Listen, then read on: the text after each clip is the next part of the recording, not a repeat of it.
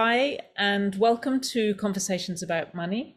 I'm Sarah McCrum, and I'm in conversation today with Gail Spence. This is another conversation that I've been wanting to have for a long time, actually. I always want to get the full story out of Gail. I met her about 5 years ago, and probably the story will come out during this conversation. But Gail, first of all, welcome.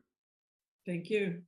Glad to be here. And would you like to start just by telling us a little bit about your money history? What did you learn? How did you learn about money? Well, for my dad, basically, he was pretty tight-fisted. I feel like I remember as a kid, it was like I saw him come back from school one day. He was a school teacher in Los Angeles, and he had folded up his paper bag for his lunch and had it in his back pocket to reuse it. I thought, wow, we must really be poor, right? But yeah, he taught me that money didn't grow on trees, and at some point when he said that to me, I took it really personally. I thought, man, I must have done something really wrong. Maybe I've been, yeah, there was like a guilt. There was like a guilt around this money thing too. Like, wow, uh-oh, how can I make this better, kind of a thing. So this is really loaded. And yeah, so And how yeah. did that play out in your career once you were an adult? Am I an adult? Yeah, I guess I am. Well, it it I just avoided it. I avoided it. I really didn't want to have anything to do with money. It was like, oh, well, I have a basic trust too that everything's going to work out, right? But I pretty much stayed busy with other things. I had a total trust that if I just if I just do what if I keep on keeping on, do it, following what I want to do, what I want to yeah, create, everything will work out, right? So I've just been really busy honing my craft and doing yeah, following what I felt that I was good at, right? It's always been artistic. And money just never played out for me. I knew, oh, I had like a knowing as a kid. Wow, 12-ish maybe. It was, yeah, pretty far back. And I knew I was going to be an artist, but it wasn't going to be like a Van Gogh type thing where I was going to be poor. I knew I was not going to be poor, but I was going to be an artist. I mean, whatever that means. So that much was pretty clear to me. It was like one of those aha moments. But I just stayed busy uh, and was more interested in relationships and and and getting skilled. That's why I came to Denmark, right? I'm originally from the United States. You probably can hear my voice. Came to Denmark because that's where I felt like I could get a good training. I felt like it was a waste of time staying in school. I hated school. I was terrible at math, and that's also something that plays in my okay, little story. My dad said to me when I was a kid and getting an allowance, and he loved showing off. He was so brilliant at math. He was a math teacher. So he said, so what would you rather have for your allowance? A dime every week or a penny? We'd start with a penny, and each week the penny would double. The amount of the penny would double, right? My mind couldn't really go there, right? So I chose the dime. And he just laughed. He thought that was so funny. And then he proceeded to tell me how stupid I was choosing the dime, right?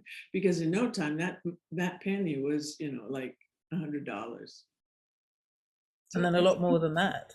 yeah, but exactly. Talking, thinking Bitcoin and so forth, right? It's like, oh my God, that's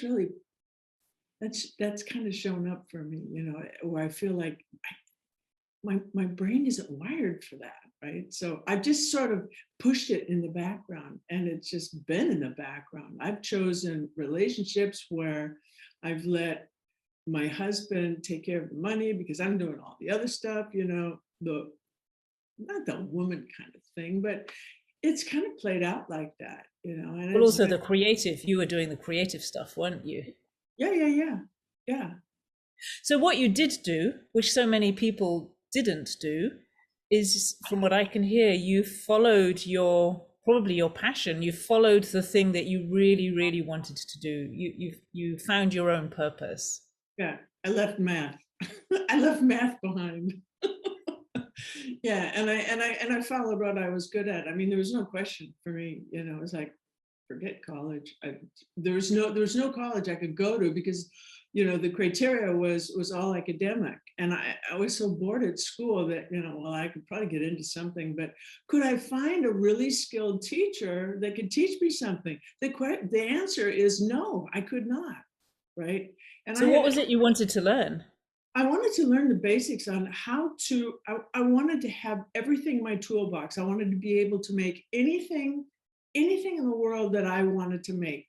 I wanted to create with my hands, and I wanted to know how to do it. Right.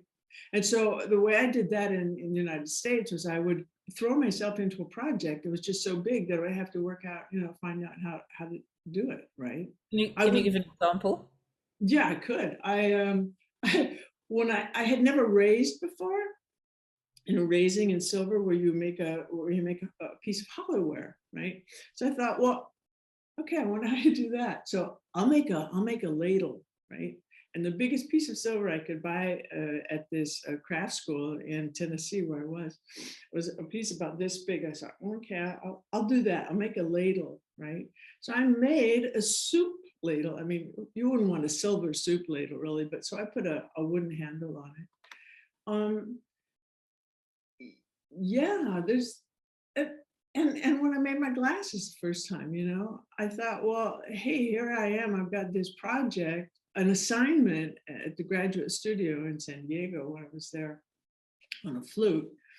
And I had said to friends, well, you ought to make glasses. This is after I finished my training as a goldsmith in Denmark. And I had friends that were optometrists, and you got to make some glasses. I said, no way. I mean, you have to have the glasses, and they have to be fixed, and it has to rest on your nose, and all these things. You have to fold it together so you can put it in your pocket. There's just too much technical.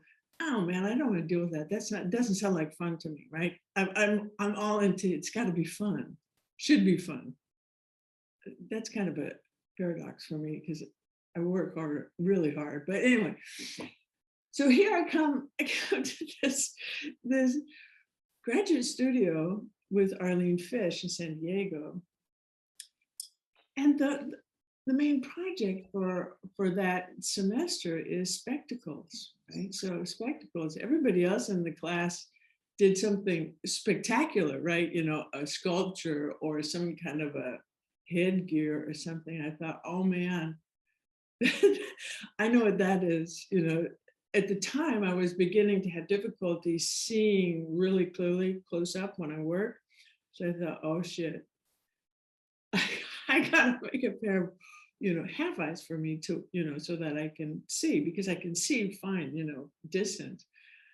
So I started to, make a pair of glasses. And there was no way I was going to go to an optometrist and buy a pair of hinges and stick on my glasses. It had to be everything that I could do by myself, right? And so the way that works is when I got to the hinges, I thought, well, maybe a couple of screws. I was working in aluminum at the time. That was part of my what we were exploring there in San Diego. And that's partly why I went there, because I'd just been working in gold and silver in Denmark. It's pretty traditional. So the whole structure of the frame was made so that I could make it by hand. And that meant that the structure itself was, instead of flat like this, I had it flat, so forth, so that I could make a screw that would go, the axle would go like that to, well, I can make it more easy if you can see this, right?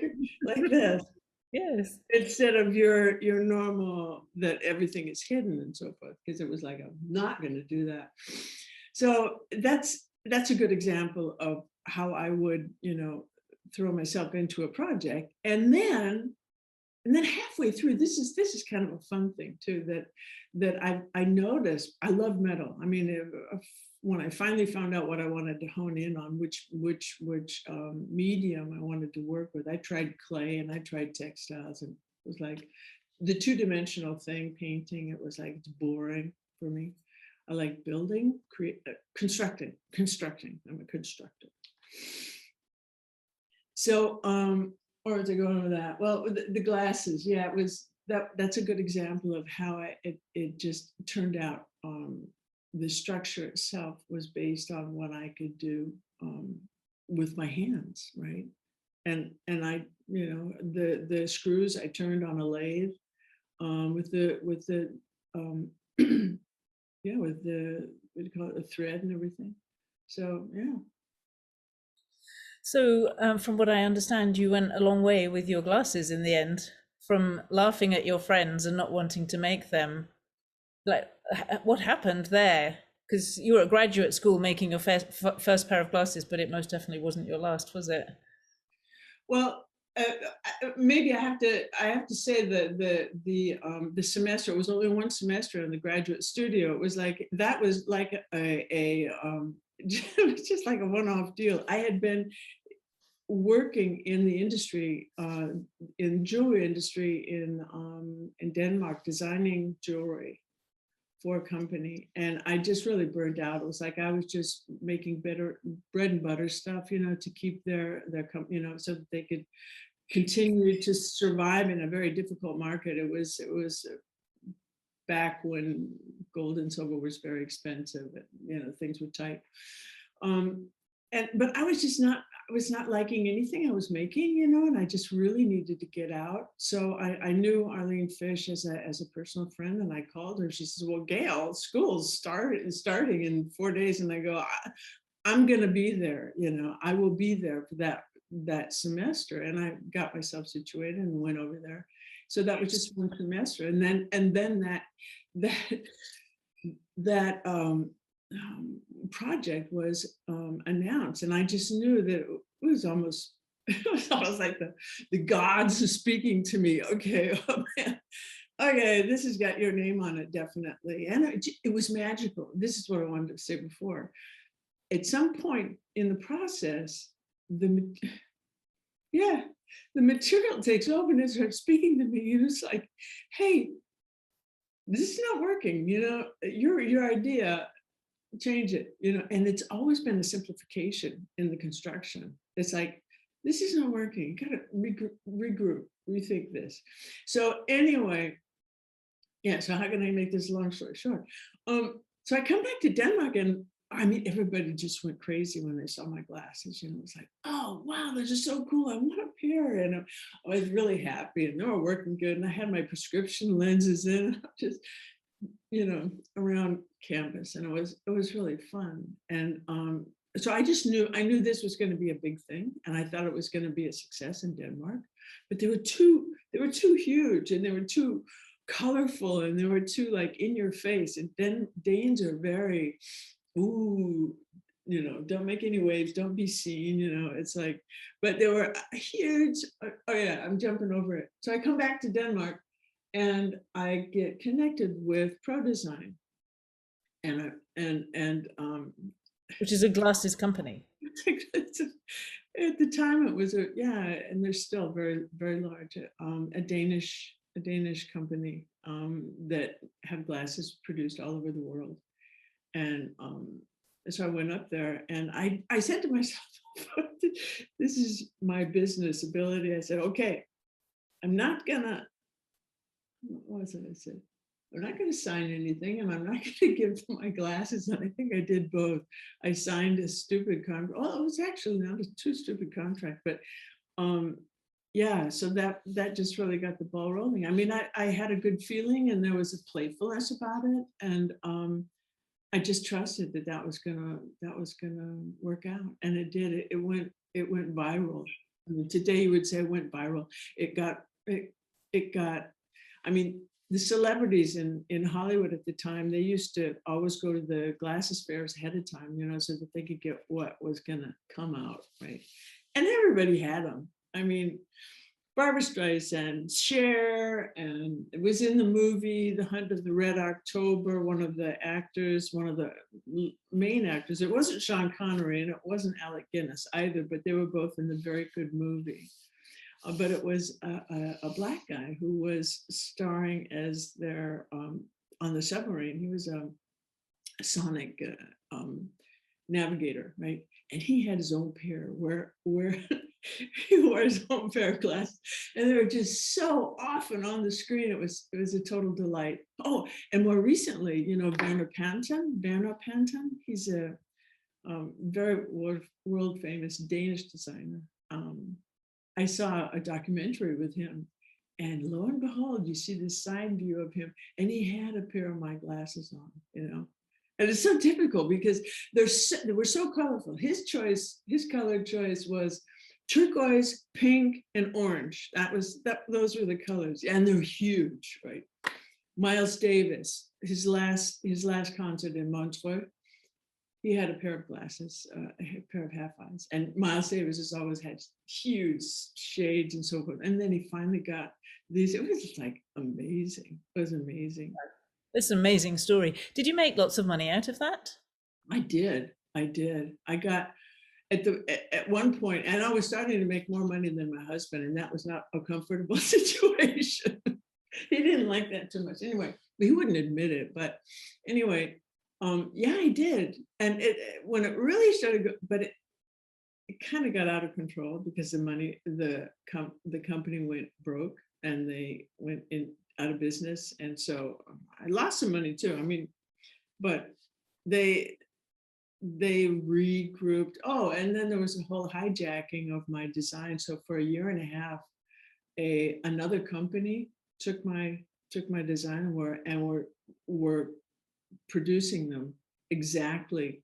Wow. The whole frame. It was the producer in Italy. I mean, he got burned because he had a whole load. He had a whole shipment ready to go, and he couldn't afford that, right? And so Pro Design went down, and so he had to get rid of it. You know, I mean, I don't hold that personally or anything. I know that I love the man that was the director. You know, so I mean, he had to survive. He had to keep his people in work, you know, but it went on for a long time, and it ended up in a huge, it landed in court and so forth. I didn't have anything to do with that. That was Pro Design. I mean, that's the kind of thing that was on their side of the responsibility of the contract. So, yeah, but it was really weird walking around in a glasses fair in Paris and see these sleazy guys. I mean, they were really sleazy, that had these glasses and were selling them, you know, outright as theirs, you know, and everybody knew they weren't theirs. It was okay. So let's fast forward a little bit. I'm sure there's a lot more history, but let's fast forward to when we first met. It was a very memorable conversation for me. And by this time you were retired. Yeah. I really wanted to get retired, but yeah, that was my status there. Things had just kind of fizzled out. Like, yeah, I had. So my memory of it, you were retired. You wanted to do a course. You had to ask your husband every time you wanted some money. Yeah. And it's so that your money situation was very contracted. That's what I remember. Yeah. And for me, I'd never done anything like that. It was a retreat in England. I'd never been to England, you know. It would require me traveling, buying the ticket, and the retreat itself was more expensive than anything I'd ever done in my life. I mean, I don't do stuff like that. And it's like the thought had never occurred to me, but I just decided that I had to do it because just the whole idea of delving into money,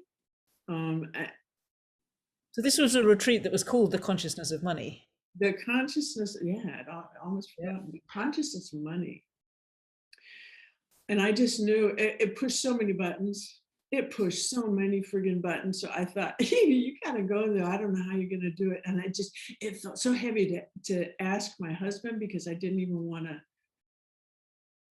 And I knew that it felt irresponsible. It felt like I was wasting money. Well, it was like, why couldn't, there's just so much stuff. I didn't want to do it. It felt like, this is my thing. I want to pay for it. Right. But we both put all of our money in a common pot. And my husband was the kind of person that, oh, we got to save it for, when we get older. Right.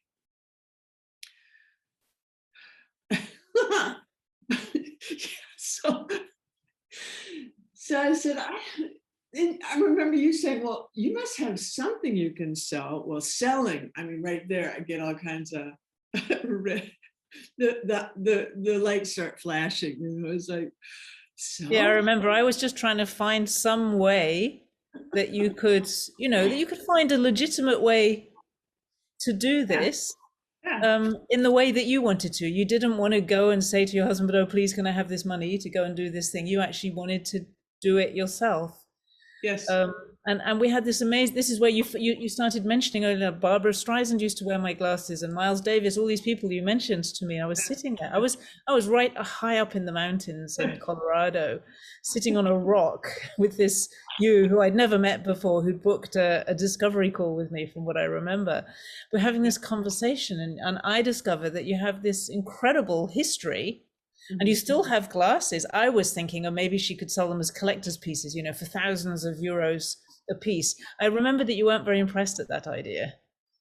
Well, there was a lot of details that I felt like couldn't really work out, but the biggest hurdle was for me to be all of a sudden poke my head up, not be hidden anymore, and say, hey, you want to buy they were hand samples, actually, with some alternative colors, and they weren't really the thing that I wanted to sell, but obviously I could sell them, but I didn't know how in the world. I had spent all this time trying to, not be in the limelight or not be visible and just kind of disappear. And now all of a sudden, where is everybody? I got something to sell, and how do I do it? And I just didn't have I didn't have the tools. I didn't know how to do it online. And it was like, Facebook was a nightmare to do anything on Facebook or whatever, however I would do it. But you came to the retreat. I did. I came. Did you ask your husband?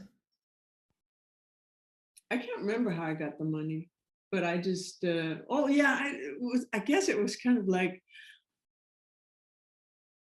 on knowing that, so the thing that I did do was, I said to you at the time, I need to contact ProDesign because I'm still on contract. I just let it slide, right? They'd come back by this time, hadn't they? They'd gone out of business and then they came back into existence. For many years. I had continued to work with them after they came back. They came back I started work. I stayed. My contract was still, yes, I kept working with them throughout the bankruptcy and everything. So, but I didn't like the people that were working there. So I hadn't any contact with them, but their whole system had renewed, and they had a new director and a whole new, board and so forth. And the people that I knew were not there anymore. Right.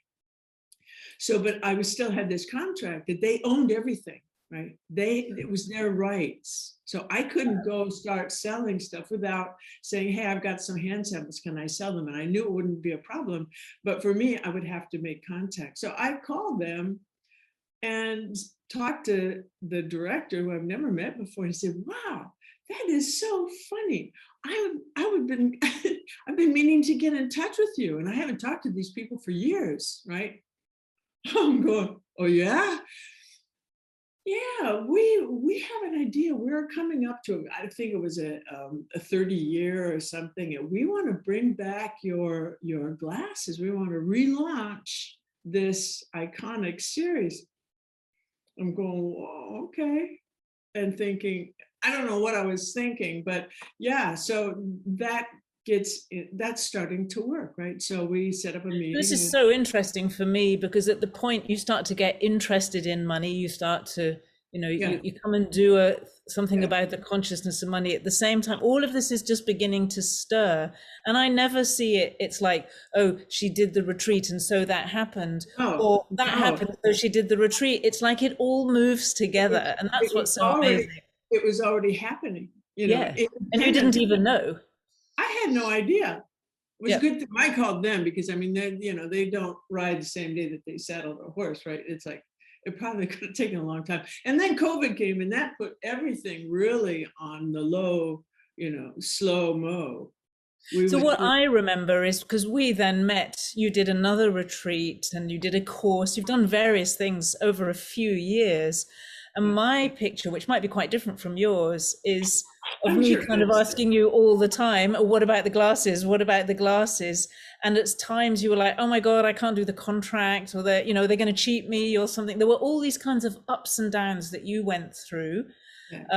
And it was a kind of long ongoing saga. But what I do remember is you never dropped it. You never said, I'm retired, whatever. Even when your husband got sick and all of that, you never actually dropped it. And I think many people would have done. They would have just said, oh, it's too much. I don't know how to do this or whatever. But you didn't. You actually just stuck there with it. Sometimes, as far as I can see, there were maybe 6 months something happened. It was 6 months before something else happened. It was like a lot of persistence. Yeah. So Yeah. can you fill in your side of the story? Well, I really felt, I don't want to say victimized, but in a way I felt like I had been taken advantage of by the original contract. And there was something specifically in that really fucks over the designer in the industry, Was that normal in those times? especially, well, kind of. I don't know anybody else in my situation. People are much more yeah, I don't really, that have stuck with it and are still glasses designers that are not totally, owned by the company. Because, and it's gotten in the 30 years that I've been involved in the glasses industry, it has gotten so um you know uh, everybody's keeping secrets and everybody's holding their stuff and don't want to share. And in the beginning you could go to glasses fairs and walk around and be totally inspired by not only the people there, the clothes and the glasses and everything, but uh, the new upcoming people and the older people, they would show their new lines. And it ends up now you walk through corridors of these temporary aisles, you can't see anything. They don't want to show you shit, right?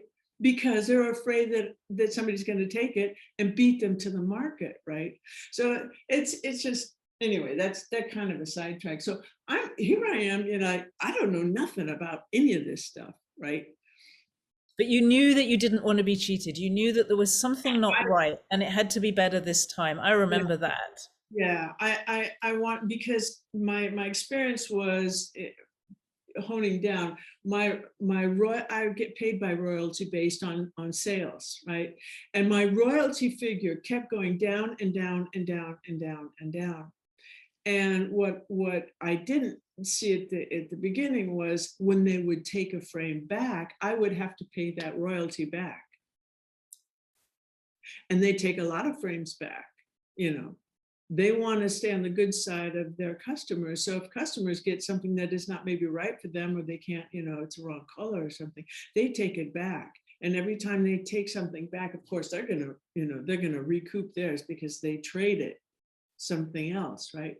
But I have to pay back my royalty then. And it could not even be because of the design itself. It could be because it's a manufacturing glitch, because they're running so fast to get things to market that they kind of, well, that, we'll work that out later, right? And it never gets worked out later. It's just a run to get to the market first, right? So it could be no fault of my own that things get pulled back, and then all of a sudden I owe them a hell of a lot of money. And I ended up that way. It was like I couldn't get out of this in a nice way. You know, it how can you retire from something if you have a whole bunch of stuff on the market that's going to be taken back, right? Wow. And sold at like, they have these crash sales, right? Well, this designer still has to, it's like, I didn't think that was fair. And I just really fought really, really hard to get that out of the contract. There was just no way. So it's in the contract. I couldn't get it, So it's but still in your new contract. But yeah, do you have, but you have a better contract now? time will tell. I mean, yeah. You have a contract. You have a contract and your glasses have been released. Can I share the website? Yes, you can. And I can just say So that cool. I have no idea how. I haven't had an indication yet. They've been on sale now for a quarter, for 3 months, but their market is so big, I have no idea. Well, let's have a look. It's probably 6 weeks ago that Gail sent me an email saying, "Hey, Sarah, have a look at this." And this is the prodesigndenmark.com website. This is the icons. Those are your glasses. Look, Gail Spence, icons #1, your glasses. It's to me, because, I follow the stories through of people that I hear bits of people's stories, often unfolding over years. And when I see one like this, that it is really a few years since we first met, I see this is the first stage of the fulfillment, but I see that you've gone all the way through, and here it is out in the world. It just gives me such pleasure to see something like that. Yeah. Because that's not Gail Spence. I love that. It says this is Gail Spence. It's really not Gail Spence, but well, it's nice that they use a young man. Yeah, right. Anyway, so here she is. She's out in the world again, no longer a retired woman, but actually heading for a second success. That's what I wish for you. Yes. Why not? Yes, Why definitely. not? Well, Yeah. I'm confident. I mean, and that's what's happened. That's what's happened through all this. I have, maybe not because of the work that I've been doing. It's just been one step ahead, just one step at a time. I mean, ProDesign has done a lot of work to get this to market and so forth, but yeah, I have a confidence now that I didn't have before. I mean, I know that I can do this. Yep. It's like, I have done this and I can do this and I have so much more. And I'm really feeling that in my body, that I have something, and it's not just the glasses, it's who I am. And that's actually, when I first met you, I would say that's a really, really big shift. It is. That's happened. I think there's something that happens often when people retire, and it's almost like they give up on a part of themselves, and it feels to me like yourself has come back. Well, it's kind of shown up for the first time, I think. First time in my life. Yeah. I've existed for other people. I've been the people pleaser big time. Wow. And this being alone has been such a freedom. I mean, I'm totally, my shackles are off. So this is what? How long ago? Your husband died? What, 6 months ago? Is it? He died in April. Wow. 21. Yeah. Almost 9 months ago now. It's 8 months ago. Yeah, and it's still just the relief, and I'm still I'm in awe of how much I've been held down and controlled. I mean, it's not something I blame him. I chose this situation. You chose that, yeah. Oh yeah, I did.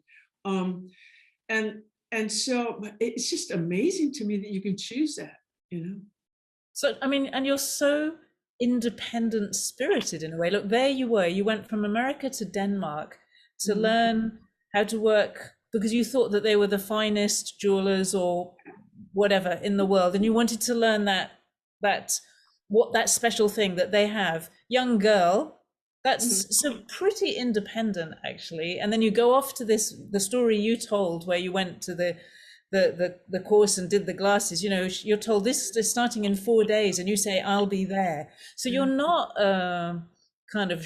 you're clearly not a shy, retiring, entirely people pleaser. You actually had quite a strong mind of your own. So that's really interesting, I think, that you could at the same time choose to be in a relationship where you surrender so much of your own power and all your financial power in a way, at least at the end. Yeah. Yes, I did. Yes. Yeah. What have you learned about money?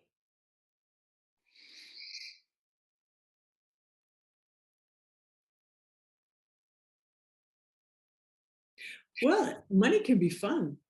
That's basically what I think I've learned. Money can be fun. I don't know how much fun I'm having yet, but it can be, and it should be. It should be. I'm all about fun. I really am. And but for money to be fun, and what have I learned about money? Yeah, I'm learning to get to know money. I'm learning to face it head on and work with it. I mean, in well, I, I have to bring another thing into it because disrespect for authorities is a big thing for me. I mean, I'm all about, I don't want to have anybody telling me what to do or, telling me where my money's going to be or that kind of a thing. So I inherited our savings, right? And it wasn't in a fashion that I thought was a good way, right? So I've just been really scrambling in the whole time where my husband was sick and when he was dying. I'm scrambling, trying to find out how to invest in cryptocurrency and get myself smart really fast. I didn't even know how banks worked, and I was horrified at the amount of control that they had over my money. And it was like, one of the first times where I wanted to invest in some Bitcoin, the bank closed down on the transfer. And I was furious. I said, what are you thinking? It's like, oh, well, we're money laundering and what do I know? And I'm thinking, hello, you know me. These are my savings. You know where the money comes from. It's not like, what are you thinking? Oh my God. So it's really, I'm really not, I don't want to say scrambling, but yeah, it has been really a fast ride to get savvy as far as money and markets. And I know, yeah, it's huge. I just really have a huge, and it's exciting. I mean, I love learning new stuff. I do. I really love learning new stuff. So it's like, there's not enough hours in the day. I'm not retired. I've never been retired. It's like, I've always got stuff going. So this is just really huge. What have you learned about yourself in these last few years? What have I learned about myself? I used to think that I could do anything. And then I got older and oh, careful.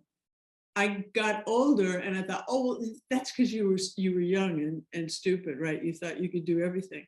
But I've turned a corner again and I'm back there. I can do anything. I can just do anything. And I'm going to.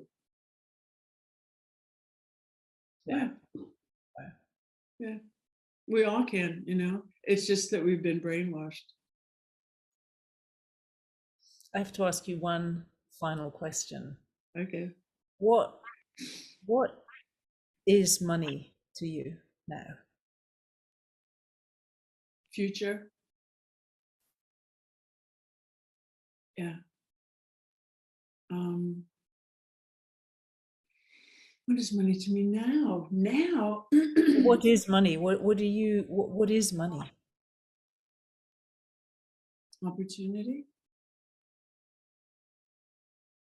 communication. Not like the communication is stupid.